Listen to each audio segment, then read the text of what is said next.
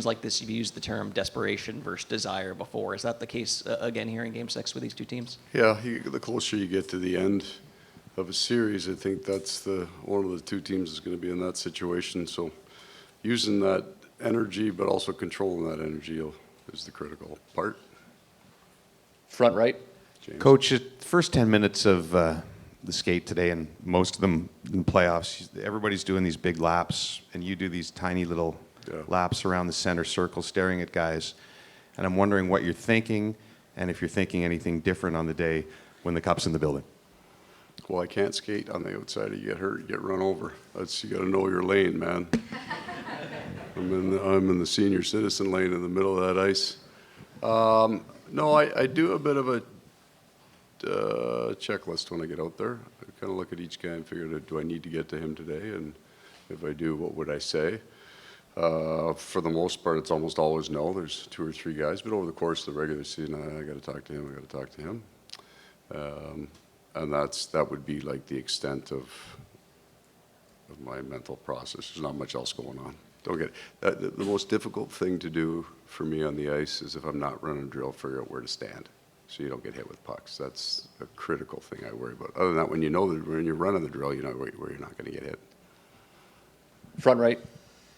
Paul, I'm going to preface this by saying it's probably a dumb question, but hear me out.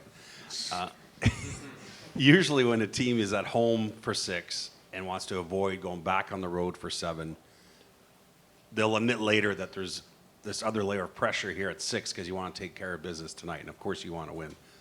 But because you've been so good on the road, I actually wonder if it's a little freeing mentally for you guys knowing that whether it's tonight or the next game that you feel you're up to it regardless. There's no dread. We don't say, well, we have to win tonight because we can't win the next one. We've played, exceptionally well at times in Game 6s, and then at other times, the other teams played exceptionally well.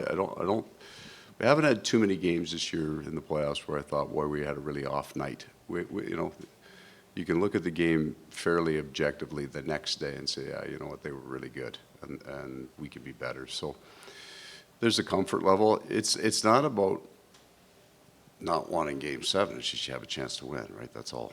And that's what you're trying to capitalize on. Left side, front row. How important has it been this postseason for your team to have the same general mood, attitude, win, lose, whatever? It like even today, there's maybe a few more smiles, but it seems like you're playing Detroit on a Tuesday. Really important, born by experience. We've just had some enormous wins here in the last 3 years, and really difficult, heartbreaking losses at the same time, and you figure out a way to round the edges off those that you don't get too excited, and those are all cliche things, but it's a very high pressure environment for every team, and for 2 teams it's a 2-month-long process, and it takes I think some while to learn how to manage that, and I don't think it can be managed particularly well at the start. You got to learn how to do it. You got to suffer that defeat, and you've got to come off that win that is so exciting for you, except there's another game 2 days from now, so there's no point in getting all that excited. Handling that, I think living through it helps. We'll take 3 more questions, front right. Paul, Gadrich hasn't been out there the past couple of days. We know he's one of the guys who's always out there. Is he good to go for a night? Or He's good to go. Left side, third row. Paul, what does it feel like waking up in the morning knowing that you could win the Stanley Cup? I think you asked me that 4 times last year. Yeah. It feels just fine, thank you. Last question, back right. Hi, Paul. You touched on it a little with George, but about the mindset. A few different players have been saying that they're focused and loose. How do you define this kind of mindset, and who are some of the individuals that help have that mindset every day? Well, that mindset, I guess there's a tone set by your veteran players, especially for the new players that come in and see it for the first time. But it's collective.